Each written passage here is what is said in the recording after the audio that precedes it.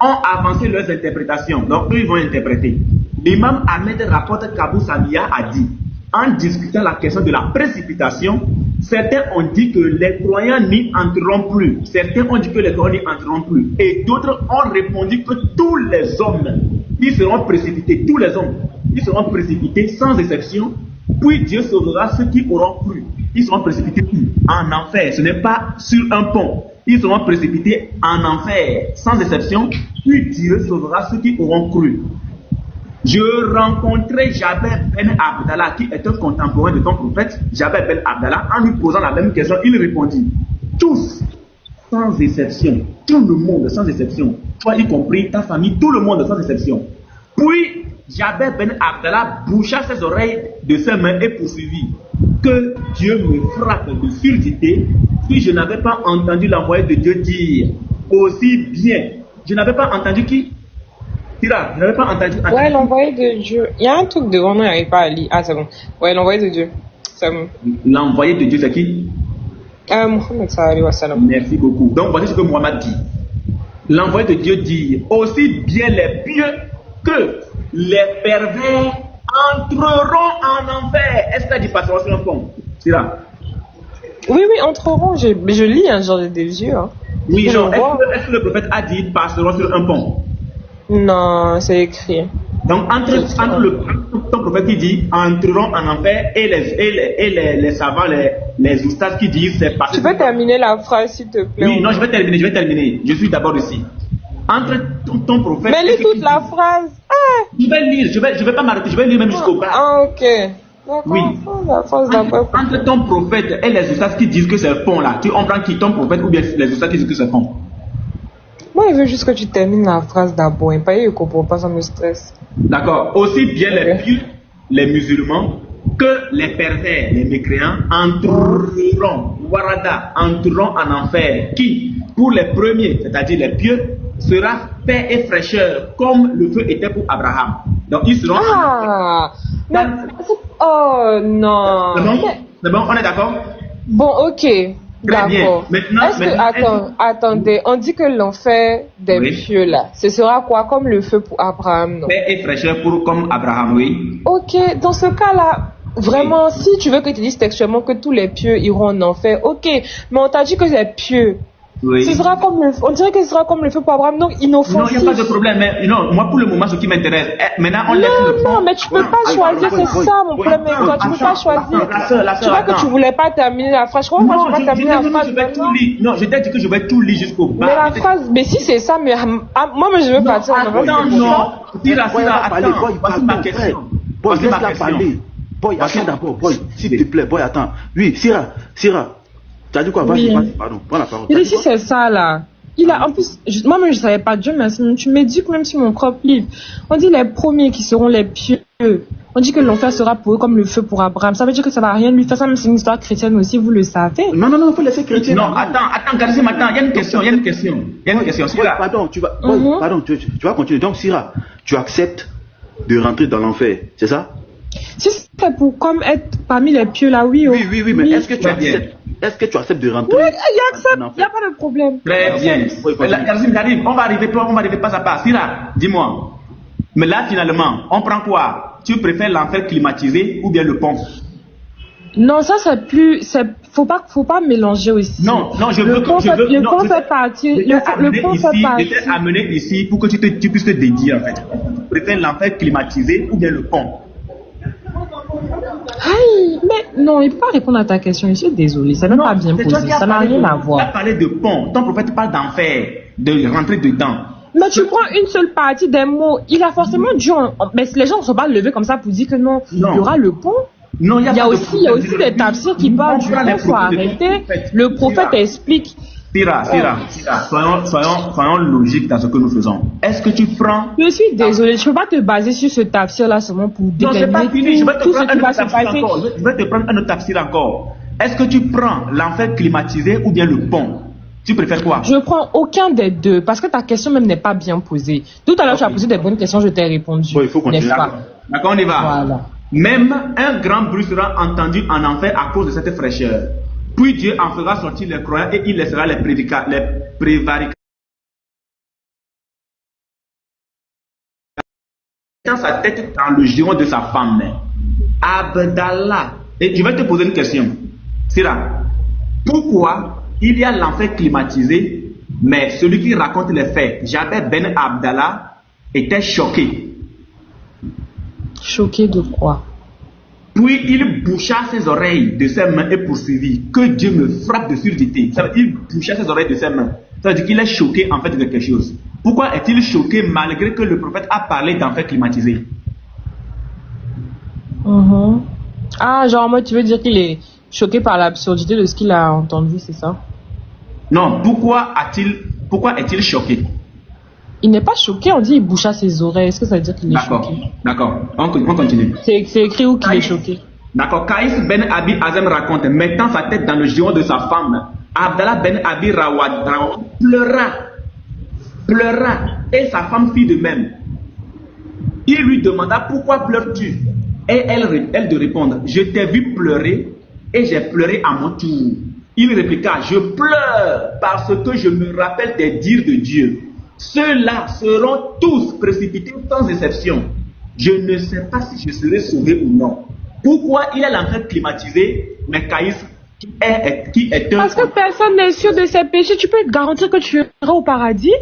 Moi, en tant que chrétien, oui. Si je meurs en tant que musulman, tu peux jamais... En tout cas, tu peux pas dire que tu iras au paradis. C'est pour ça que toujours les musulmans sont en mode « Ah, que Dieu me pardonne, ça fait ça. » Parce que tu n'as aucune garantie. Tu connais la mesure. Est-ce que tu connais... Est-ce que tu connais... Non. J'ai très bien compris ta question. Tu dis que pourquoi est-ce que le savant pleure? C'est ce que tu me demandes, non? Écoute d'abord, écoute-moi. Tu n'as pas compris la question du frère pourquoi. Tout à l'heure, quand avant de voir la climatisation de l'enfer, tu as dit que tu es stressé. Tu l'as dit, non? Tu as dit, continue à agir parce que je suis stressé. Maintenant, quand tu as vu dans le texte que... Non, il n'y a pas dit que je suis stressé pour ça. Bon. Non. Il n'y a pas de problème. Oui, écoute-moi. Maintenant, quand tu as vu la climatisation, ça t'a soulagé. Tu as dit, mais puis tu as dit, toi, tu vas aller en enfer parce que c'est le frère maintenant te demande. J'ai dit, si je fais partie des pieux, c'est pas... Je t'ai demandé, est-ce que tu acceptes d'aller en enfer, dans cet enfer climatique? Tu as dit oui, que juste c'est ça, toi tu acceptes. Tu as dit ça devant tout le monde ici. Maintenant, le frère. Mais le monsieur même, il a dit, le pauvre monsieur Alain Ramo, il a même dit, il a dit qu'il ne sait pas s'il fera partie.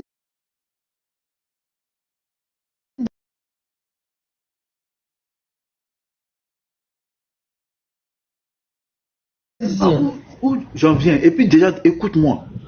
Tout à l'heure, la climatisation de l'enfer t'a soulagé. Tu comprends, non? Maintenant, dans le texte, là, on voit un de tes savants pleurer. Donc, le frère te demande, si la climatisation de l'enfer soulage, là, si c'est une bonne chose, là, pourquoi ici, il y a un savant qui pleure malgré que l'enfer est climatisé?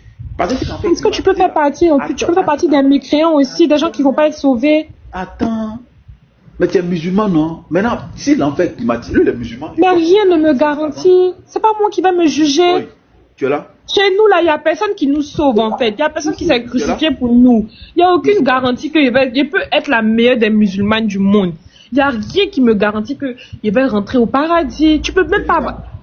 Tu peux même pas avoir la sûreté. Aucun bon musulman peut s'asseoir devant vous pour vous dire que moi, je vais rentrer au paradis. C'est qui n'est pas musulman. C'est moi qui vous dis ça aujourd'hui. Quelle est donc l'importance d'adorer un Dieu qui ne te garantit pas le paradis? Justement, c'est ça. Tu montes dans tout ce que tu fais dans la vie. Tu fais tout. Tu demandes son pardon. Tu l'implores. Tu fais ce que tu fais de ton mieux pour vraiment le satisfaire et puis suivre sa sunna, suivre son message et puis suivre la sunna du prophète. Je te présente le fait, tu sais non, la foi ne se limite pas à une garantie. Moi, je peux te dire qu'il y a des chrétiens, par exemple, en fait, je suis en train de me dire que parce que, si aujourd'hui, par exemple, j'accepte le Christ et que j'ai des comportements exécrables, parce que quelqu'un m'a sauvé, je vais rentrer au paradis. C'est pas comme ça que ça se passe. Tu ne sais pas la portée des péchés que tu fais. Et puis, chacun est jugé à sa manière, chacun est jugé à son... Tira, ne dis pas ça. Lorsque tu entres dans le corps de Christ, lorsque tu deviens membre du corps de Christ, tu ne peux pas commettre n'importe quoi. Impossible. Jamais. Parce que la Bible, parce que le Seigneur te dit que lorsque tu es en Christ, tu deviens une nouvelle créature. Les choses anciennes sont passées. Donc tu ne peux pas de pécher, tu n'as jamais fait quelque chose de mauvais. Tu ne peux pas te permettre de vivre n'importe comment. Ça, c'est un D'accord. des... Ça, c'est garanti. Hein. Tous les chrétiens qui ont accepté Christ se comportent bien. Non, tu ne comprends pas. Ah, ok. Tu ne comprends pas. Regarde, reste dans un esprit de compréhension. Il va t'expliquer. Le côté chrétien, là, si tu veux savoir, il va t'expliquer. Tu comprends, non? De A à Z même. Reste De dans un A à esprit de Z. compréhension. Tu vas comprendre. Voilà. Bon, je vais finir ici. Je vais rentrer dans la Bible. Parce que ce qui m'importe, ce n'est pas vraiment ceci. Mais je vais finir la lecture ici. Attends, descends. On dit descends dans une autre version à fond. Oui, je vais relire. Ah, ok. T'inquiète. En fait, moi, je ne suis pas là pour te cacher quelque chose. Hein. Je te lis tout. D'accord. On lui demanda pourquoi pleures-tu, ô Abou Maïsara. Il répondit, ce verset nous annonce que nous serons précipités en enfer, mais il ne nous affirme pas que nous en serons sauvés. Les contemporains eux-mêmes n'avaient pas l'espoir d'être sauvés. Nous, les chrétiens, nous ne pourrons jamais accepter un Dieu qui ne nous promet pas, qui ne nous donne pas la garantie de notre salut. Jamais. Abdallah Ben Massoud rapporte que l'envoyé de Dieu, en commentant le verset, l'envoyé de Dieu, en commentant ce verset précipité, a dit, tous les hommes, ils seront précipités, puis, donc tous les hommes, puis ils en seront sauvés grâce à leurs œuvres. Dis-moi, Sira, est-ce que tu es sûr que tes œuvres, tes bonnes œuvres dépassent tes mauvaises œuvres? Tu es sûr? Actuellement, je ne sais pas. Tu ne sais pas. Donc, ce qui veut dire que tu seras en enfer sans pour autant savoir si tu vas y ressortir. Non, ça ne veut pas forcément dire que je serai en enfer, c'est ce que je t'explique. Oui, mais tous les hommes, ils seront précipités. Tu seras d'abord en enfer. Tu sais, c'est ce que je t'explique. C'est assez compliqué peut-être pour vous de comprendre. Je ne vous en veux pas. Non, c'est je pas ne compliqué. vous en veux pas. Il faut que tu restes sur les textes. Attends, quand on dit tous les hommes seront précipités, ils seront précipités, est-ce que tu es dedans? Oui, c'est dedans. C'est ce que je te dis. Toi-même là, tu rentres d'abord en enfer, mais au fond de toi, tu ne sais même pas si tu vas y ressortir. C'est ça, non? Oui, avec mes œuvres et tout. Merci beaucoup. Merci. C'est ce que je dis. D'accord, ok, je vois. Voilà, donc tu rentres en enfer, mais tu ne sais pas si tu en ressortiras. Et oui, c'est ça. C'est contemporain du prophète. Oui, c'est ça. Merci. On continue. Dans une autre version, Abdallah Ben Massoud a dit, les hommes seront tous retenus sur le pont Sirat. Voici ce que Massoud lui dit. Ce n'est pas ton prophète qui le dit. Ton prophète lui a dit que tous les hommes, l'envoyé de Dieu, a dit tous les hommes seront précipités. Maintenant, pour vous là, Sirat, lui là, il veut sauver un peu l'honneur d'Allah. Parce qu'il a compris qu'aucun Dieu ne peut faire passer ou encore ne peut faire rentrer ses serviteurs en enfer avant de les ressortir. Ce n'est pas logique. Donc, le monsieur là va créer le pont. Ce n'est pas ton prophète qui crée le pont. Dans une autre version, Abdallah Ben Massoud a dit. On n'a pas dit que l'envoyé de Dieu a dit. Non. Abdallah Ben Massoud a dit. C'est Abdallah Ben Massoud maintenant qui vient maintenant créer le pont Sirat. Mais heureusement pour nous, et heureusement pour toi, tu as préféré l'enfer climatisé aux dépens du pont. C'est encore mieux. C'est clair. Maintenant, voilà. Est-ce que tu peux juste me mettre une sourate, s'il te plaît, tu vas lire. Oui, je finis ici et puis je finis. Je t'avais dit que j'allais lire. Donc, les hommes seront tous retenus sur le pont de Ben Massoud, bien sûr, pas le pont de ton prophète, autour de la GN, donc le pont autour de la GN. Puis ils seront sauvés en fonction de leurs œuvres. Il y aura ceux qui traverseront le pont à la vitesse de l'éclair. Donc il y en a qui traverseront le pont à la vitesse de l'éclair. Regarde, et vitesse de l'éclair. D'autres à la vitesse du vent. À la vitesse du vent. D'autres comme un vol d'oiseau. Le pont. D'autres à la vitesse de chevaux. Ils passeront. Ou de chameaux. Tu vois? Chameau fait pas ça. D'autres à la vitesse de la course de l'homme. Ils passent. Et leur dernier aura une lumière qui ne dépassera pas les pouces de ses orteils. Il glissera et tombera. Tu vois un peu comment la scène du pont sur la tête décrit? Et ça, c'est Abdallah Ben Massoud qui le dit. Ce n'est pas ton prophète. Ok, d'accord. Je suis d'accord avec toi. Quel verset tu veux que je te mette avant de rentrer dans la Bible? Quel verset tu veux que je te montre? Je veux que tu mettes le verset Al-Kafirun pour moi. Je sais même plus c'est lequel. Je crois que c'est le numéro du verset. Attends. C'est vers la fin. Attends, je sais pas, 112, 113. Non, ça va, non, c'est pas possible, 100. Attends, c'est quoi ici?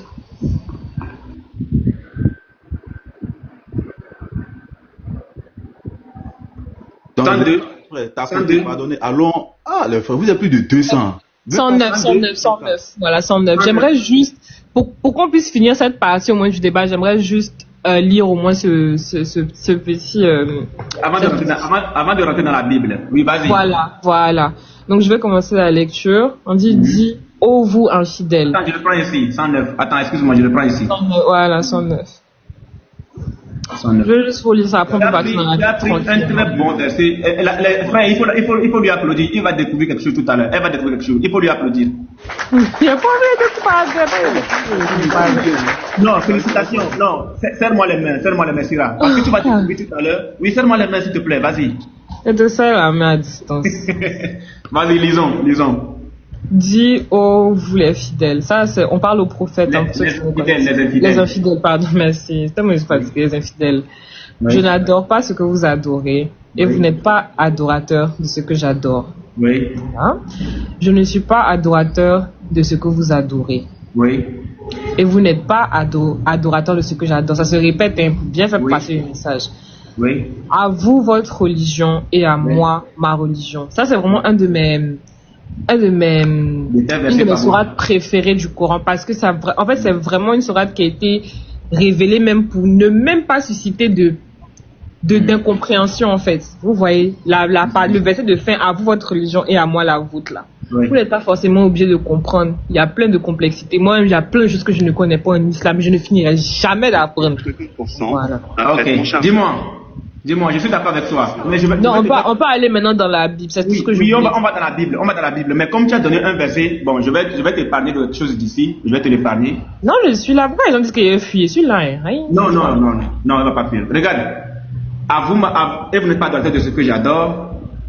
À vous votre religion et à moi ma religion. Mais bon, je ne vais pas t'épargner de ça. C'est comme ils ne vont pas te l'enseigner, moi je vais te le montrer ici. Regarde. Je vais te dire un truc ici. Et ensuite tu vas juste nous expliquer. Mais elle a été adressée en particulier aux qui avaient appelé le messager de Dieu à l'adoration des idoles une année et eux d'adorer son Seigneur l'année suivante. Dieu lui révéla cette sourate et lui ordonna de désavouer complètement le culte des polythéistes. Je n'adore pas ce que vous adorez comme idole et pierre dressée, pas plus que vous n'adorez ce que j'adore, qui est le Dieu unique qui n'a pas d'associé. Je n'ai jamais adoré ce que vous adorez et vous n'avez jamais adoré ce que j'adore. Je veux que tu m'expliques cette phrase-là. Votre culte, je ne le pratiquerai plus et je le désavoue. Ça veut dire quoi? Votre culte, je ne le pratiquerai plus et je le désavoue. Est-ce que ça veut dire que ton prophète a déjà pratiqué le culte des idolâtres? Non. Je redis, votre culte, je ne le pratiquerai plus et je le désavoue. Est-ce que ça veut dire que ton prophète a pratiqué le culte des idolâtres dans le passé? Non, pour moi non. Je reprends. Votre culte. En fait, pour moi c'est non. Hein. Oui, non, il faut m'expliquer ça. Votre culte, je ne le pratiquerai plus. Ça veut dire quoi? Je ne le pratiquerai plus, je ne le ferai pas. Bon, je ne monterai plus sur ce live. Est-ce que ça veut dire que tu es déjà monté au préalable là-dessus? Oui. D'accord. Votre culte, je ne le pratiquerai plus. Est-ce que ça veut dire que le culte a déjà été pratiqué par le passé? Le culte n'est pas précisément défini ici. C'est pas le culte n'est pas précisément n'est pas précisément explicitement expliqué. S'il était explicitement expliqué, je t'aurais dit OK. Oui, mais il s'agit de quel culte? Justement, la question. Le culte des idolâtres là, il consistait à quoi? Bah, je crois les idoles, tout ça, tout. D'accord. Si tu nous dis que le culte des idolâtres consistait à l'adoration des idoles, je ne sais pas, je dis que je pense. Ah, donc, donc on pense comme on pense là, voilà. Votre culte, selon la pensée de Syrah, c'est le culte des idolâtres, le culte des idoles. Je ne le pratiquerai plus. Est-ce que ça veut dire que ton prophète, dans ta pensée, a déjà eu à pratiquer le culte des idolâtres? Bon, pas en ma connaissance. Pas ta connaissance. Ok, d'accord, pas de problème. Maintenant, je vais revenir en arrière, je vais pas forcer les choses. À vous, votre religion, et à moi, ma religion. Regarde, la sourate 9:29. Combattez ceux qui ne croient ni en Allah, ni au jour dernier. Ça veut dire quoi? Non, mais là, tu prends un truc complètement hors de contexte. Non, regarde. Je vais jamais te justifier le djihad ici. Hein. Regarde. La sourate 109. À vous ma religion. À vous votre religion. À vous votre religion. La sourate. C'est dans un cadre précis. Non. À vous votre religion. À vous votre religion. À vous votre religion. À vous votre religion. À moi ma religion. Ok? À moi ma religion. Ici, combattez ceux qui ne croient ni en Allah ni au jour dernier. Bon, tu peux cliquer le tafsir de ce verset-là si tu veux lire dans l'histoire de pourquoi notre prophète est rentré en guerre. Hein. Tu peux lire si tu veux. Je vais d'abord poser une question avant de lire le tafsir. Combattez ceux qui ne croient ni en Allah ni au jour dernier. Allah dit de combattre qui ici? Jibril dit de combattre qui? Ceux qui ne croient pas en Allah et au jour dernier, en ce contexte précis-là. Oui, donc il faut combattre ceux qui ne croient pas en Allah ni au jour dernier. Est-ce qu'ici on peut encore parler de à vous ma religion, à vous votre religion, à moi ma religion? Mais bien sûr que oui, parce que attends, pourquoi tu penses que attends, mais calme. Quand on a dit de combattre ceux qui ne croient pas en Allah et en son message là, c'est parce que les gens sont venus littéralement attaquer le prophète en fait. Sinon tu penses que c'est levé comme ça pour déclarer la guerre aux gens? Est-ce que le verset dit d'attaquer ceux qui vous ont attaqué ou bien le verset dit d'attaquer ceux qui ne croient pas en Allah? Non, c'est ce que je suis en train de t'expliquer. Tu peux pas prendre un verset qui est complètement hors de contexte pour justifier ton argument. Ça ne se fait pas comme ça. Lisons le tafsir. Le tafsir d'Ibn Kathir. Dieu ordonne à ses serviteurs croyants purs et qui ne pratiquent qu'un culte pur de ne plus permettre aux idolâtres impurs de fréquenter la mosquée sacrée et même de ne plus l'approcher après la révélation de ce verset qui eut lieu à l'an 9 de l'Hégire. Donc, Allah impose un règlement. Et c'est pour cette raison que le prophète, qu'Allah le bénisse et le salue, envoya Ali à la suite d'Abou Bakr d'annoncer qu'aucun polythéiste n'aura désormais le droit de faire le pèlerinage après cette année et il ne sera plus permis à une personne nue de faire la circumambulation autour de la Kaaba. Ainsi Dieu réalisa ce qu'il a décrété et destiné. À cet égard, Omar ordonna par écrit qu'il faut défendre aux juifs et chrétiens d'entrer aux mosquées car Dieu a dit les idolâtres sont impurs. Atta a précisé que toute l'enceinte sacrée est considérée comme mosquée et par la suite l'accès de l'oratoire sacré lui sera interdit à l'expiration de cette année. Il est cité dans le Sahih que l'envoyé de Dieu, qu'Allah le bénisse et le salue, a dit le croyant ne suit pas à l'inverse de l'idolâtrie. Quand l'impureté du corps, elle n'est plus considérée comme souillure de sa propre personne, la preuve en est que Dieu a permis de manger de la nourriture des gens et d'écriture. Mais les Zaharias ont jugé qu'il ne faut plus serrer la main à un idolâtre et à Al-Hassan d'ajouter quiconque serre la main à un idolâtre doit faire des ablutions. Si vous redoutez que vos affaires n'empâtissent, Allah y pourvoira par l'effet de sa grâce. Car selon les dires d'Ibn Ishaq, lorsque les idolâtres ne pouvant désormais accéder à l'enceinte sacrée, les hommes se plaignirent en redoutant la pénurie. A rapporté que les polythéistes faisaient le commerce de la nourriture en l'apportant à la maison. Lorsque ce verset précipitait leur interdit de s'y approcher, les musulmans s'écrièrent d'où pourrons-nous procurer de la nourriture? Dieu à cette occasion fit révéler la suite de ce verset. Dieu pouvait avoir besoin de Dans cette combattez-les jusqu'à ce qu'ils paient le tribut de leur propre main, manifestement humiliés. Donc on voit qu'ici il n'y a pas eu d'attaque. Dans cette compensation a dissipé la peur de la pauvreté du besoin, car Dieu est sage dans ses décrets et c'est ce qu'il convient à ses justes. Combattez ceux qui ne croient ni en Allah ni au jour dernier. Puisque ces gens-là renient Muhammad, qu'Allah le bénisse et le salue, et son message, leur foi est incomplète, voire nulle. Ceux-là n'admettent pas les prohibitions décrétées par Allah. Ils ne font que suivre leur passion et penchant de ce que pratiquait leur père sans se soumettre ni se conformer aux enseignements, car ils s'y conformaient. Ils auraient suivi Muhammad, car le bénisse et appliqué la religion qu'il a apportée, puisque tous les prophètes tels qui lui ont précédés. En fait, quand tu lis beaucoup, quand on fait de pauses comme ça, c'est compliqué de te suivre sans te mentir. Non, en fait, c'est pour que tu comprennes que nous ne sommes pas ici dans un contexte de guerre. D'accord. Pour être plus précis, regarde. Pour être plus précis, la sourate 9:29, je te le prends, le Coran ici, regarde bien. La sourate 9:29. Regarde, je prends ceci. Le 22 ici, hadith. On va voir ce que Boukari nous dit. Je traduis. Tac. Voilà. N'arrête Ibn Umar, le messager d'Allah a dit, j'ai été ordonné de me battre contre le peuple jusqu'à ce qu'il témoigne que personne n'a le droit d'être adoré à part Allah et que Muhammad est le messager d'Allah, et d'offrir les prières parfaitement et de donner la charité obligatoire afin qu'ils accomplissent cela. Ils sauvent leur vie et leur bien de moi, sauf selon les lois islamiques, et alors le jugement sera fait par Allah. Est-ce qu'ici ils ont été attaqués? Non. J'ai été ordonné de me battre contre qui? Contre les gens. Ce n'est pas fini. N'arrête pas Anas Ben Malik, le messager d'Allah a dit, on m'a ordonné de combattre le peuple jusqu'à ce qu'ils disent, nul n'a le droit d'être adoré qu'Allah.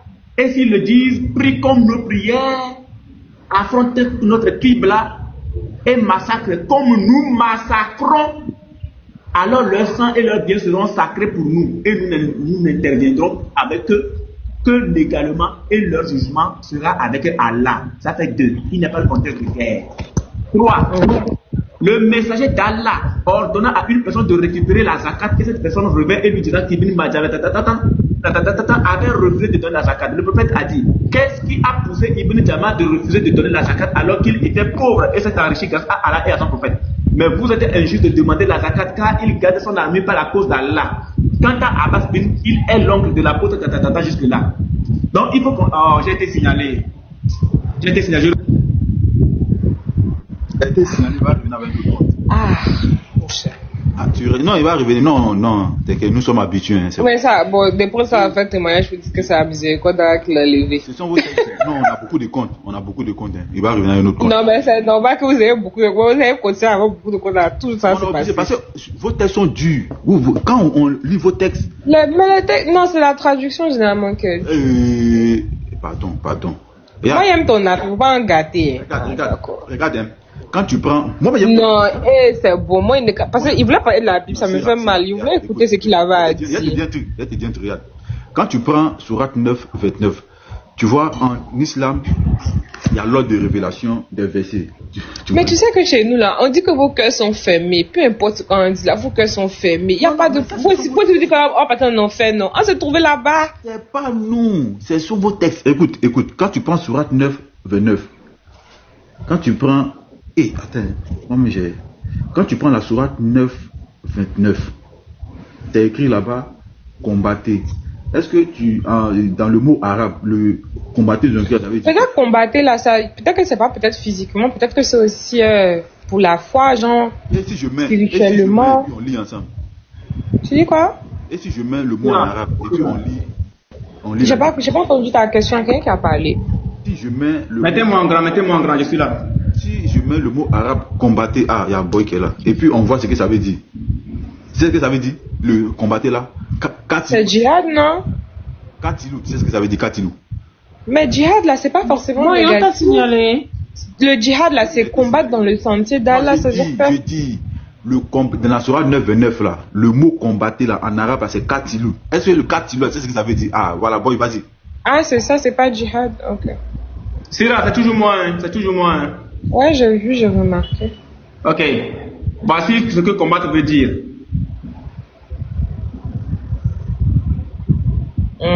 Achever quelqu'un. Oh, les vilains mots là.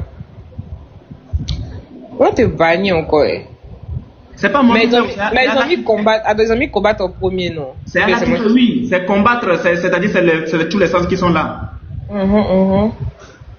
Tu vois? Donc, bref, c'est pour te dire que la sourate 9, le verset 29, abroge la sourate 109, le verset 6 ou 7 que nous avons pris tout à l'heure. Ah, tu voulais me faire comprendre que c'est pas un contexte de guerre. Donc, le combattre ici, là, c'est pas. Voilà. Ah, ok, j'ai compris, d'accord. Voilà. Donc, ici, c'est que cette sourate 9 abroge le verset que tu as dans la sourate 109. Tu sais pourquoi? Ah oui, ça contredit parce que on dit votre religion à vous, votre religion à moi, la mienne, mais on te demande de combattre, pourtant c'est pas un contexte de guerre, c'est ça? Voilà, c'est pas un contexte de guerre. Maintenant, regarde, voilà pourquoi je te dis que ça abroge. Regarde, la sourate 9, la sourate 109, qui est quelque part ici, je te le montre. La sourate 109 a été révélée à la Mecque Selon l'ordre de révélation de ton prophète, c'est la 18e sourate, la sourate 109. Tu as donné Oui. la 18e sourate. Selon l'ordre de révélation. L'ordre de révélation normale, c'est la 18e sourate. Maintenant, pourquoi est-ce que nous disons que la sourate 9 vient maintenant abroger le verset que tu as donné? Quand tu prends la sourate 9, regarde. Quand tu prends la sourate 9 ici, la sourate 9, qui est là, la sourate At-Tawbah, ça a été révélé à Médine et c'est à la 113e position. Nous avons 114 sourates.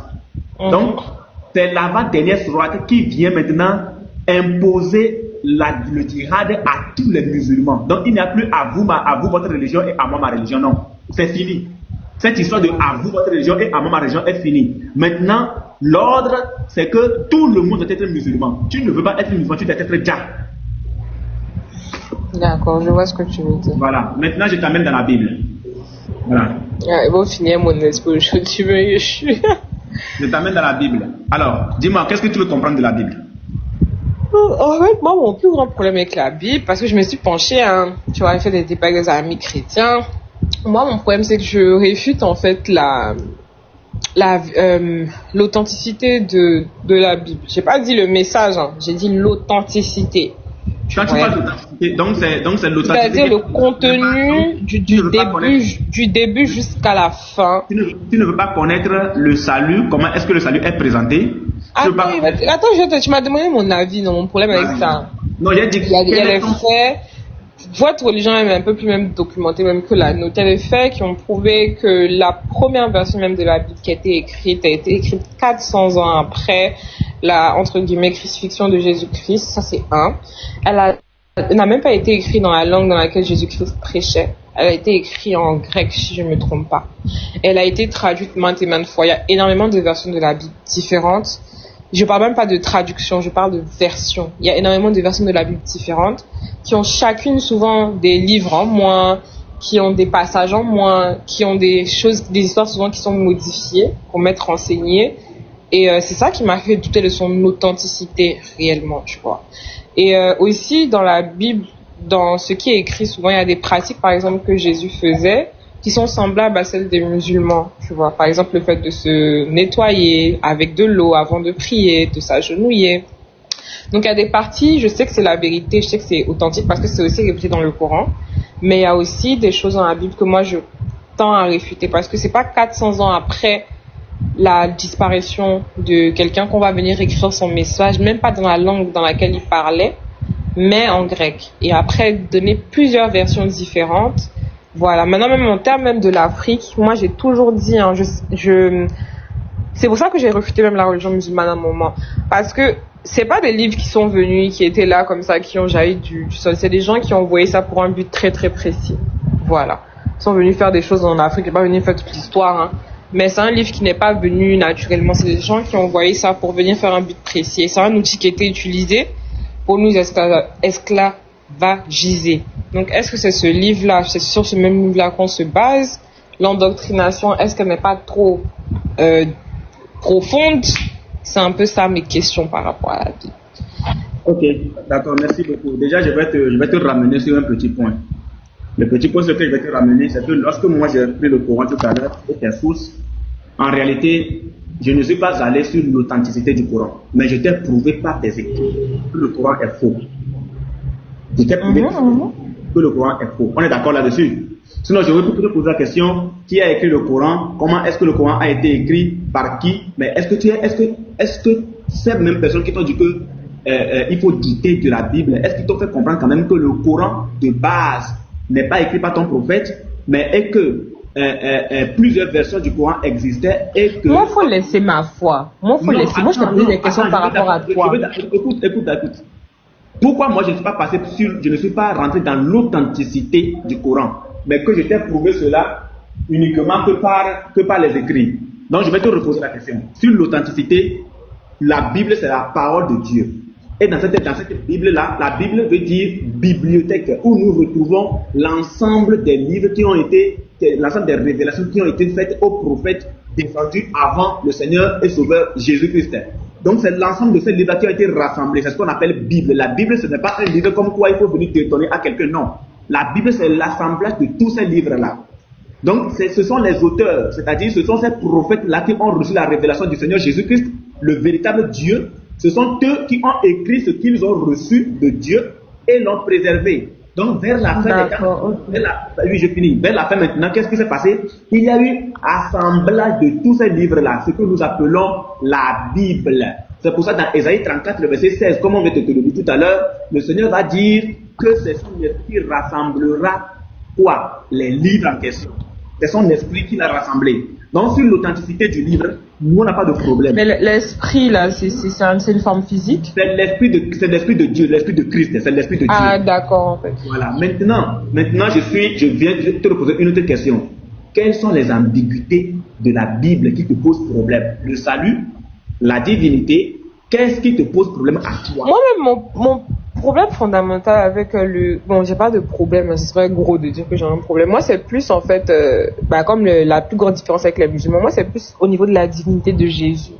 Moi, j'ai vraiment fait mes recherches, j'ai vraiment puisé au fond de ma spiritualité. Quand on est dans les commentaires là-bas, moi, je suis convaincue que au bout d'un moment, il y avait un truc. Parce que la raison pour laquelle les chrétiens suivent Jésus, ou bien du moins les suiveurs du Christ et tout l'idolâtre, c'est parce que il est mort, il est ressuscité, il a fait des miracles, etc., etc. Et moi, j'ai dit que si on veut regarder en termes de miracles, ce n'est pas forcément bon, j'ai pas envie de heurter, je suis désolée si je vous blesse, hein, mais j'ai pas forcément envie de dire que c'est le plus miraculé, tu vois. C'est vrai qu'il est né d'une mère vierge, il a rendu la vue aux aveugles, il a redonné la vie, guéri les lépreux, fait beaucoup de choses, c'est très beau, c'est admirable, machallah. Mais celui-même qui est venu, qui a été la première création, celui-même qui est venu ni de père ni de mère, qui a été créé même à partir de rien, on peut pas dire que c'est un miracle. Celui-même qui a été au paradis, c'est pas un miracle plus impressionnant. Tu vois ce que je veux dire ou pas? Parce que je me demande pourquoi vous avez choisi lui et celui qui a construit une arche de la taille de je sais pas quoi pour abriter tous les animaux pour sauver du déluge. C'est pas un miracle aussi? C'est pas quelque chose d'exceptionnel? Ou bien c'est parce qu'il est revenu à la vie? Sauf que, tu vois ce que je veux dire ou pas? Je sais pas si tu vois mon idée. Oui, ce qui t'échappe ici, c'est quoi? Ce qui t'échappe, c'est que tout ce miracle que tu viens de préciser tout à l'heure, ma très chère sœur Syrah, c'est le véritable Dieu qui l'a permis, le Seigneur Jésus-Christ. Donc c'est lui-même qui a créé Adam et tout? C'est lui qui a créé Adam, c'est lui qui a créé toutes choses. Je te le montre avant de revenir même sur la divinité comme tu viens de le dire. Regarde, Colossiens, je vais te lire un livre, tu vas m'expliquer. Comme tu es très intelligente, ça me plaît déjà. Voilà. On va lire les Écritures. On va prendre les écrits, parce que nous sommes dans les écrits, on n'est pas dans la philosophie. Colossiens 1, le verset 15. Il est l'image du Dieu invisible, le premier-né de toute la création. Là, on te parle de Jésus. Il est l'image du Dieu invisible. Ça veut dire quoi? Être l'image du Dieu invisible. Oh, ça veut dire, il lui ressemble, c'est son image, non? C'est l'image de qui? Du Dieu invisible. Donc ça veut dire que, si je dis que Syrah, ton corps est l'image de ton esprit, ça veut dire quoi? Tu es différent, c'est ça? Oui, c'est pas correct. Donc ça veut dire que l'entité qu'on ne peut pas voir, c'est ton corps qui fait qu'on puisse te voir, n'est-ce pas? Tu es l'image de ton esprit. Toi, ton corps est l'image de ton esprit. Ça veut dire que l'entité qu'on ne peut pas voir, c'est-à-dire que l'esprit qu'on ne peut pas voir, c'est ton corps, c'est la manifestation de ton corps qui fait qu'on arrive à te voir, n'est-ce pas? Très bien. Car en lui ont été créées toutes les choses. Écrit, hein, je suis un peu sûr. Il est l'image du Dieu invisible, c'est ce qui est écrit. Oui. Mais c'est pas écrit. Non, mais c'est pas écrit que c'est le visible là. Non, je suis désolée. Là, tu interprètes justement. Non, il est l'image du Dieu invisible. L'image. Une image, c'est quoi? C'est ce qu'on peut voir, non? Oui, c'est une image, mais on peut voir. L'invisible, est-ce qu'on peut voir l'invisible? Non, on peut pas. L'image de l'invisible, c'est quoi? C'est qu'on peut le voir, non? Oui. C'est tout. D'accord, ok, je vois ce que tu dis. Merci. Car en lui ont été créées toutes les choses, en Jésus, ont été créées toutes les choses qui sont dans les cieux et sur la terre, les visibles, les invisibles, trône, dignité, domination, autorité, tout a été créé par lui. Le lui est mis pour qui? l'image invisible, là. Jésus. On dit l'image de l'invisible, pardon. Oui, c'est qui? Je suis les textes, suivant le texte. Ok, on lit, on va lire. Ouais, suivant le texte. Lisons. C'est l'image de l'invisible. C'est parce que je ne t'ai pas lu depuis le haut. Regarde, je ne t'ai pas lu depuis le haut. Ah, je suis l'image de Jésus-Christ. Je t'ai pas lu du haut. Regarde. Rendez grâce au Père qui vous a rendu capable d'avoir part à l'héritage des saints dans la lumière, qui nous a délivrés de la puissance des ténèbres et nous a transportés dans le royaume du Fils. Le Fils, c'est qui? Ah, ça, je ne connais pas, je maîtrise pas ça. Jésus-Christ, c'est Jésus. C'est lui le Fils, et c'est lui aussi le Père? C'est lui le Fils, c'est lui le Père. Je vais te l'expliquer tout à l'heure, t'inquiète, on va aller pas à pas. En qui nous avons la rédemption, en qui c'est mis pour le Fils, Jésus, en qui nous avons la rédemption, la rémission des péchés. Il est l'image de Dieu invisible, le premier de toute la création, car en lui ont été créées toutes les choses qui sont dans les cieux et sur la terre. En lui, le lui est mis pour qui maintenant? Le Fils. Donc le Fils c'est qui? Je sais pas. Non, en fait, je sais pas, je comprends pas. Je passais moi même dans ma tête, j'arrive pas à comprendre comment il peut être Père et Fils en même temps. Non, pour le moment, restons sur le Fils. Le Fils c'est Jésus. Faut commencer par m'expliquer d'abord la Trinité. Ça va me faciliter beaucoup de choses. Non, on n'est pas dans la Trinité. Ici, on ne t'enseigne pas la Trinité. Nous t'enseignons un Dieu multidimensionnel, un Dieu qui se fait tout ce qu'il veut. Bon, si tu m'expliques ça, là, je pourrais comprendre. Parce que pratiquement partout dans les autres textes, c'est Père, Fils. Donc, si je comprends pas ça, ça me fatigue. Il faut m'expliquer ça d'abord. Allons-y à la base. Voilà. Parce que pour moi, c'est compliqué de comprendre. Le véritable Dieu, c'est l'Éternel. D'accord? J'ai fait comme je peux avec un. Le véritable. Voilà. Le véritable Dieu, l'Éternel, qui est le Père de toutes choses. Le voici. C'est le véritable. J'avais bien dit véritable. Le véritable. Il faut écrire véritable à côté, bien sûr. Voilà, je mets ici le véritable. D'accord. C'est pour le dissocier de tous les faux dieux, tous les dieux des Arabes et tout. Tu vois un peu? Voilà. C'est pour ça que j'emploie le mot véritable. Donc ce Dieu qui est l'Éternel, qui est le véritable, quand il est dans l'éternité, il est là. Il est invisible.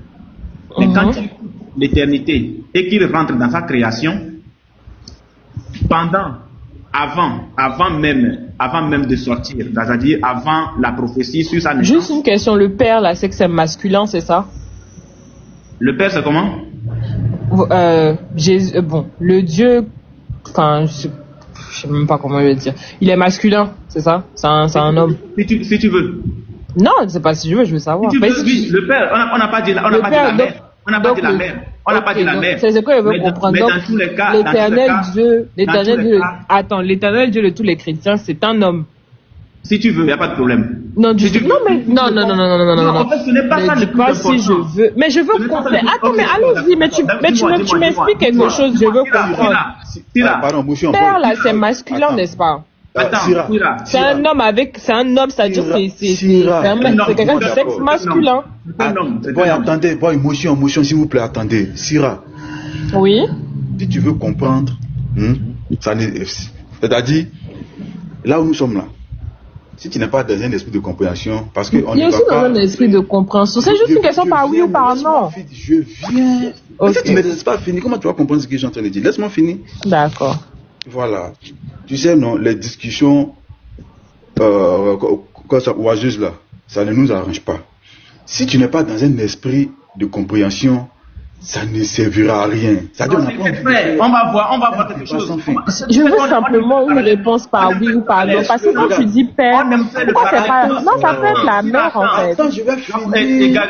Garizim, on va couper ça court. Je vais dire tout rapidement, boy. Je vais dire tout rapidement. Parce que quand il dit elle, tu poses question sur elle. Quand il dit ah, tu le bloques. Bon, nous-mêmes là, c'est-à-dire, on ne comprend rien. C'est exactement la même chose que vous Garizim, on va finir avec. Il dit que c'est lui. Le lui est attends. C'est là, quand on dit lui, c'est que c'est un masculin. Quand on dit elle. Non, ok, donc le Dieu des chrétiens est du sexe masculin, c'est ça? Merci beaucoup. Alors, la Sourate 2, le verset 21-22. Ô homme, adorez votre Seigneur, qui vous a créé, vous et ceux qui vous ont précédés. Ainsi atteindriez-vous à la piété. C'est lui. Le lui est mis pour masculin ou pour féminin?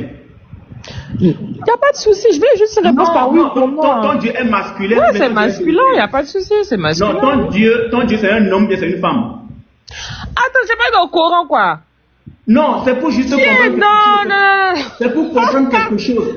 Non, je suis désolée. C'est lui. Est-ce que c'est. Moi, il y a tes réponses pour moi après. Moi, je veux qu'on continue la Bible là-bas d'abord. Ah, donc moi, on retient que le Dieu de Syrah est homme. C'est un homme. C'est lui. On n'a pas dit c'est quel. Non, moi, il n'y a pas de position à dire c'est ça. Hein. Moi, j'ai demandé. Pas vous dites père. Lui, là. Non. Moi, on le dit. Sinon, voilà, par exemple, dans l'arabe, là, c'est pas écrit. Dans l'arabe, c'est pas masculin, c'est pas féminin non plus. Voilà. Le lui, dans la traduction française, ça va donner masculin, mais dans l'arabe, c'est pas masculin, c'est pas féminin. Il n'y a pas de sexe. Mais vous utilisez, je ne sais pas, mais il n'y a pas de sexe défini. Moi, je veux qu'on reste collé sur la Bible. Tu as commencé à m'expliquer quelque chose, allons-y au bout. Je suis ouvert d'esprit. Moi, j'ai juste demandé si le Dieu que vous priez est du sexe masculin. Oui, il est du sexe masculin, comme le lui qui est employé dans le Coran aussi pour Allah. Mais non, mais moi je te dis qu'il y a une barrière de langage. Est-ce qu'il y a un autre texte, peut-être chrétien, où le terme est utilisé pour dire intersexe, il n'y a pas de sexe? Qu'est-ce que tu veux faire avec? Attends, est-ce que tu cherches la vérité? Là, tu vois, là on rentre dans la Bible. Mais justement, je veux comprendre. Bon, pourquoi c'est père? On rentre dans la Bible. Alors, vas-y, termine. Vas-y, je te laisse expliquer, au pire, c'est bon. Ok, d'accord. Donc tu voulais qu'on dise car en elle. Ou bien non, mais car en Seigneur, car en. Je sais pas, on pouvait dire quelque chose d'autre. Est-ce que tu as déjà employé le il pour Dieu une fois, Tira? Le il en français, ça détermine simplement. Est-ce que tu as déjà employé le il pour Dieu? Il est mon Dieu. Quand tu as dit il est mon Dieu, là, est-ce que tu l'as déjà dit une fois?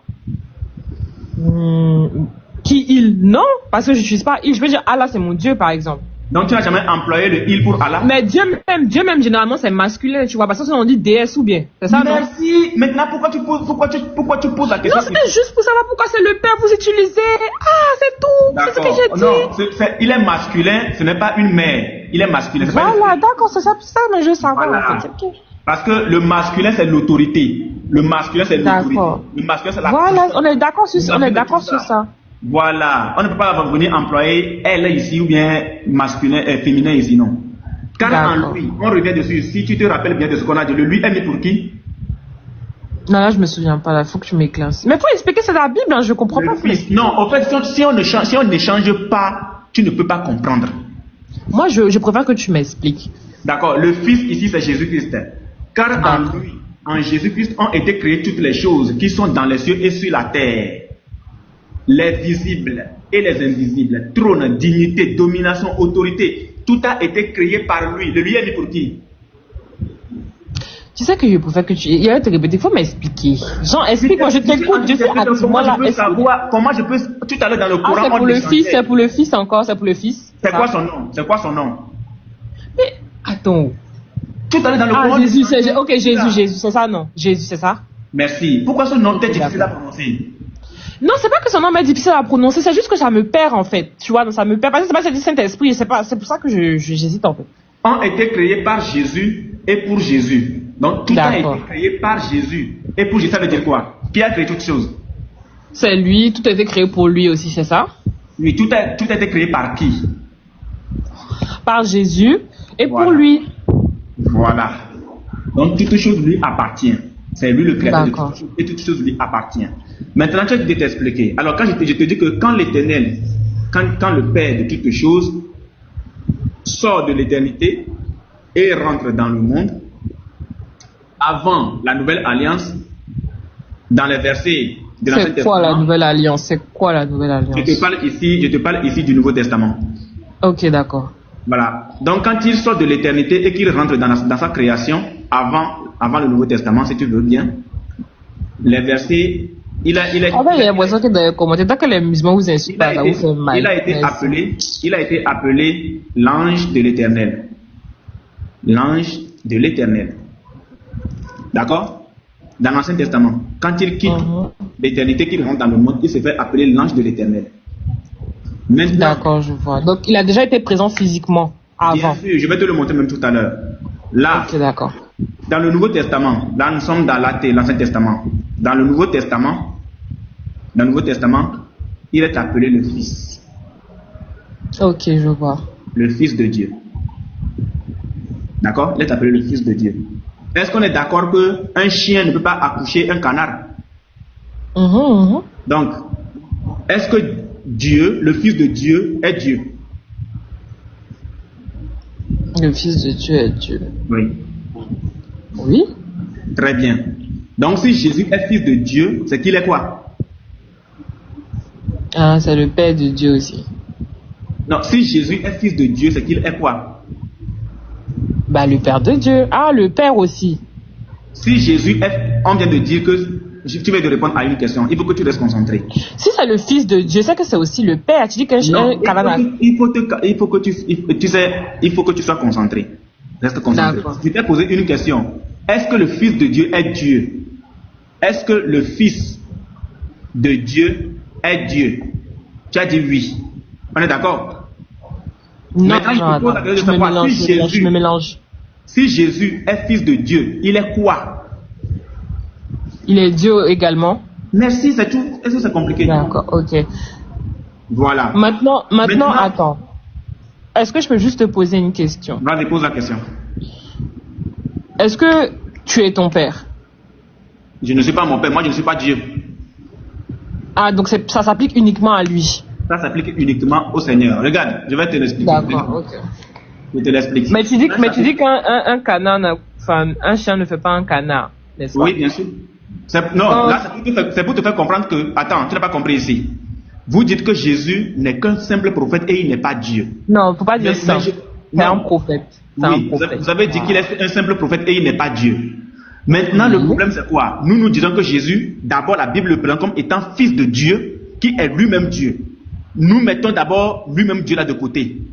Nous disons qu'il est fils de Dieu. C'est pour ça que je t'ai posé la question. Est-ce qu'un chien peut accoucher un canard? Tu as dit non.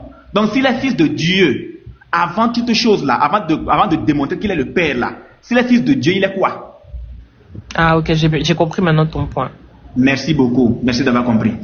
Nous sommes dans Jean, le chapitre 1, le verset 1. Au commencement était la parole. La parole ici, c'est l'Éternel lui-même, c'est Dieu, c'est Jésus-Christ. Au commencement était la parole, et la parole était avec Dieu. La parole était avec Dieu ici, c'est la parole était la seule et unique présence de Dieu. Et la parole était Dieu. Elle était au commencement avec Dieu. Elle était la seule et unique présence de Dieu. Au verset 14, avant de revenir, au verset 14, on va te dire que et la parole a été faite chair et elle a habité parmi nous. La parole au départ, elle est quoi? La parole au départ, elle est quoi? Elle était Dieu. D'accord, la parole a été donc fait quoi? Chair. Donc Dieu est devenu quoi? Chair. Donc Dieu est devenu homme, on est d'accord? Est-ce que ça veut dire que ça fait deux dieux? Il va quand même... Bon, non, dans ce cas-là, non. Merci beaucoup. Gardez m'applaudis-moi ça, pardon. M'applaudis-moi ça. Donc, cette Garzim, est-ce qu'il est là? Il n'est pas là. Regarde, cette parole qui est Dieu au départ, c'est elle qui descend dans le monde et devient chair. N'est pas là. Cette parole qui est Dieu au départ, c'est elle qui devient chair ici. Donc ça ne veut pas dire qu'il y a deux dieux. C'est le seul Dieu là qui est venu sur terre. Toutefois, il ne perd pas sa nature divine. Il est dans la chair. Il a pris un corps humain. Mais ça ne veut pas dire qu'il perd sa nature divine. Je te pose une question dessus. Lorsque Djibril a été envoyé à Marie comme un homme parfait, est-ce qu'il perd sa nature angélique? Non. Merci beaucoup. Alors qu'il est venu comme un homme parfait, il ne perd pas sa nature angélique. C'est de la même manière que dans la Bible, lorsque Dieu vient dans la chair, il ne perd pas sa nature divine. Mais pourquoi est-ce qu'un ange, un simple ange, pourrait avoir les mêmes caractéristiques que Dieu? Quel simple ange a les mêmes caractéristiques que Dieu? L'ange Gabriel, c'est vrai que les anges sont les serviteurs de Dieu, mais pourquoi est-ce qu'un ange pourrait avoir les mêmes caractéristiques que Dieu? Quelles caractéristiques? Se faire chair et venir. Donc, est-ce que c'est l'ange qui s'est permis de faire chair ou bien c'est Dieu qui a permis à l'ange de se faire chair? Ah, mais ça, je sais pas. C'est pour ça que je te pose la question. Non, est-ce qu'un ange peut lui-même avoir la puissance de se faire chair, ou bien c'est Dieu qui lui donne cette puissance de se faire chair? C'est pour ça que je te pose la question. Est-ce que tu peux me Donc, montrer là? Est-ce que tu peux me Djibril- montrer si c'est, est-ce que tu peux me montrer peut-être la partie où on explique que c'est Dieu qui a octroyé son pouvoir maintenant à l'ange pour qu'il se fasse chair pour venir? Parce que sinon, c'est pas. Est-ce que l'ange a été créé? Oui, l'ange a été créé. L'ange a été créé. Est-ce que Dieu a été créé? Non, Dieu n'a pas été créé. Qui envoie l'ange dans le monde? Mhm. Qui envoie l'ange dans le monde? Mhm. Non, qui envoie l'ange dans le monde? Mais non, c'est que non, mon problème n'est pas avec ça. Hein. Non, Le problème, mon problème n'est pas, tu vas comprendre. Avant l'ange, tu vas comprendre. Qui envoie l'ange dans le monde? non, c'est Dieu qui envoie l'ange dans le monde. Merci. Donc, En forme humaine, n'est-ce pas? Pour que l'ange qui est esprit vienne dans le monde et qu'il se fasse voir, est-ce que Dieu doit lui donner le nécessaire pour qu'il se fasse voir dans le monde? Ah, il a octroyé son pouvoir, c'est ça? Il lui a octroyé comment? Comment quand tu dis qu'il lui a octroyé son Octroyer, pouvoir? ça veut dire prêter ou c'est un truc comme ça? Ou du moins partager. Parce que pour que il puisse venir, parce que c'est un miracle, n'est-ce pas? C'est quelque chose, un ange qui se fait chair, c'est un processus, c'est un miracle. Donc tu veux me dire que Djibril est plus puissant qu'Allah? Non, c'est pas ce que je suis en train de te dire. Non, puisque Allah non, mais pas mélanger les choses. J'essaie de comprendre et puis tu envoies ça encore dans la religion. Attends, au fait, tu vois, je voudrais t'expliquer la divinité. Je veux juste comprendre, qui a permis à Djibril de devenir cher. C'est ce que je veux comprendre. Attends, je voudrais t'expliquer la divinité, mais tu t'accroches à certaines choses, c'est-à-dire que c'est ce que tu écoutes de part et d'autre. Maintenant, moi, je te pose une question. Non, je veux juste comprendre. Une question. Mais ma question, moi, mais c'est... Est-ce que Allah peut se faire homme? Peut-être, s'il veut, I don't know. Non, je veux que tu... S'il veut, donc ça veut dire que Allah... Il peut tout faire, il peut tout faire. Alors, dans ce cas, comment ça se fait que Djibril a les mêmes attributs qu'Allah? C'est que, Seigneur Dieu, Djibril n'a pas les mêmes attributs. Mais pourquoi tu me parles de Allah? Moi, je te pose une question sur toi, ta religion. Tu me poses une question sur Allah, pourquoi? Chez nous, là, il y a une distinction qui est claire. C'est pour ça que je n'ai pas besoin c'est pour ça que j'essaie de comprendre la tienne. Moi, tu m'as dit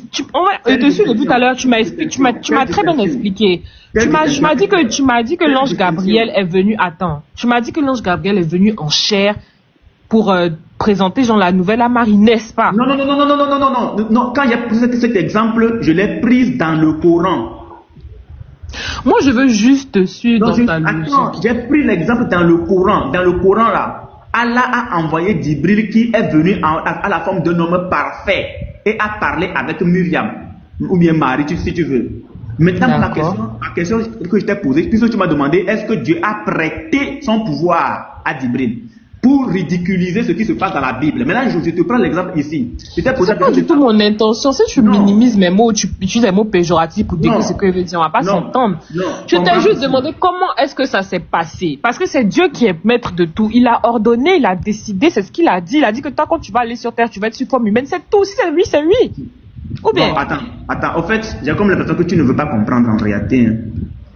Tu ne veux pas comprendre. Parce que quand je prends l'exemple de la Bible, je te dis, lorsque Djibril vient sur terre et il se fait chair, est-ce qu'il perd sa nature angélique? Tu as dit non.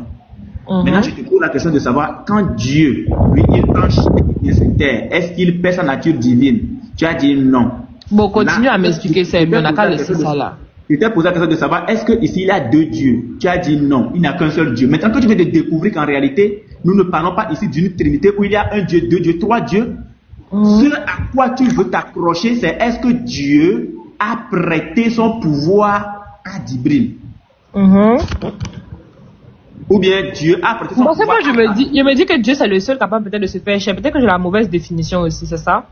Dieu, pourquoi tu peux dire que Dieu Parce que moi, dans ma logique, Dieu c'est le seul qui est capable de se faire chair et puis garder ses pouvoirs. Dans ta logique à toi, c'est ça? Voilà, maintenant c'est pour ça que j'ai demandé que tu m'expliques. Maintenant dis-moi, au fait, quand tu prends un exemple, là, il ne faut pas oublier que ça se retrouve chez toi. Si Dieu est le seul, dans ta logique, est le seul à se faire chair, ça veut dire que ton Dieu, Allah, est le seul à se faire chair. Comment se fait que Djibril est venu sur terre en tant qu'homme parfait? Est-ce qu'il est venu en forme physique? On dit qu'il est venu en tant qu'homme parfait, un homme parfait. Je ne sais pas exactement s'il est venu en forme physique. Pardon, on n'a qu'à rester. Homme parfait veut dire quoi? Homme parfait veut dire quoi? C'est un homme qui n'a pas de défaut, quelqu'un qui n'a pas de défaut. C'est un homme bien, c'est un ange. Non, c'est un homme parfait, quelqu'un qui n'a pas de défaut. Donc il est venu dans la chair, non? Certainement, je ne sais pas, je ne connais pas. En fait, si elle me propose, pourtant c'est parce que moi, elle ne me propose pas chez moi aussi. C'est simplement ça en fait. Souvent tu me poses la question sur l'islam, je n'ai pas de réponse à te donner. C'est pour ça que j'ai demandé. Toi, si tu n'as pas de réponse à me donner apparemment, si tu n'as pas de réponse à me donner par rapport à ça, on passe à autre chose. Mais je t'apporte toutes les réponses, mais ce qui va t'aider à comprendre, tu essayes de passer à autre chose. Regarde, la soirée, tu sais le verset 17. Je n'essaye pas de passer à autre chose. Comment? Non, je ne passe pas à autre chose. Il faut comprendre ce que je suis en train de dire. Tu as dit simplement que Djibril, c'est là qu'on est, moi c'est là que je suis bloqué. Tu as dit que Djibril est venu sous forme de chair, genre sur la terre. Elle mit entre elle et eux un voile. Nous lui envoyâmes notre esprit, Gabriel, qui se présenta à elle sous la forme d'un homme parfait. Qui s'est présenté sous la forme d'un homme parfait ici? Gabriel, l'ange Gabriel, Djibril. Un homme parfait, ça veut dire quoi? Un être humain de chair. D'accord. Je vais enlever Gabriel. Dans le texte arabe, il n'y a pas Gabriel. C'est comme tu as raison. Moi, je veux savoir que tu m'as expliqué tout à l'heure. Je veux que tu comprennes. C'est pas en venant prendre ma religion que je vais mieux comprendre la tienne. C'est ce que je serai de t'expliquer. Tu vas comprendre. Nous lui envoyons notre esprit. C'est l'esprit de qui ici? L'esprit de l'ange Gabriel. Non, Gabriel n'est pas dans le texte. Notre esprit, regarde, tu as dit le nôtre. Ici, oui, notre esprit, oui. C'est l'esprit de qui? L'esprit de Dieu. Voilà. Donc, si on enlève Gabriel, l'esprit de Dieu est devenu quoi? La chair, ouais, en venant en homme parfait, c'est ça, non? Est-ce que l'esprit de Dieu, c'est Dieu? Non, c'est pas la même chose. L'esprit de Dieu n'est pas Dieu? Ah si, pardon, si, c'est ça, tu as raison. D'accord. Donc, notre esprit, devenu un homme parfait. Oui. Donc, Dieu est devenu quoi? La chair, un homme et tout. Mais ça, je vais vérifier parce que je suis pas sûre Attends, je vais vérifier, je sais pas, je vais vérifier. Oui, après. Allah est devenu un homme parfait, non? Je vais vérifier après. D'accord. Donc, on continue dans la Bible. C'est que la traduction fait faute, mais je vais vérifier après.